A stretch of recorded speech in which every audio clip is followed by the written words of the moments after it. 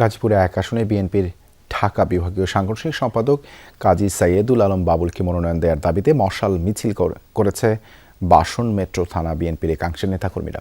বৃহস্পতিবার সন্ধ্যায় মশাল মিছিলটি ফাওয়াল বদরে আলম সরকারি কলেজের সামনে থেকে শুরু হয়ে ঢাকা ময়মনসিংহ মহাসড়কের গুরুত্বপূর্ণ পয়েন্ট প্রদক্ষিণ করে চান্দানা চৌরাস্তায় গিয়ে শেষ হয়। এ সময় আগামী নির্বাচনে কাজী সাইয়েদুল আলম বাবুলের নেতৃত্বে গাজীপুর 1 আসনে ধানের শীষকে বিজয়ী করার আশাবাদ ব্যক্ত করেন কর্মীরা।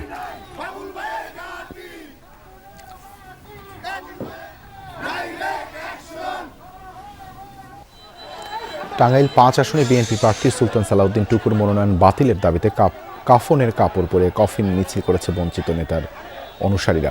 বৃহস্পতিবার বিকেলে শহরের শান্তিকুঞ্জ মোড় থেকে মিছিলটি বের হয়।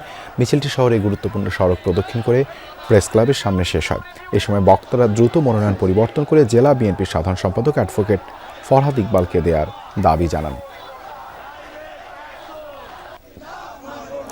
পটুয়াখালী 2 আসনে বিএনপির মনোনয়ন বাতিলের দাবিতে কাফনের কাপড় জড়িয়ে বিক্ষোভ করেছেন উপজেলা বিএনপির একাংশের নেতাকর্মীরা। বৃহস্পতিবার বিকেল 4:30টায় পৌর শহরের পাবলিক মাঠ থেকে জড়িয়ে বিক্ষোভ মিছিল বের করেন উপজেলা বিএনপি নেতারা।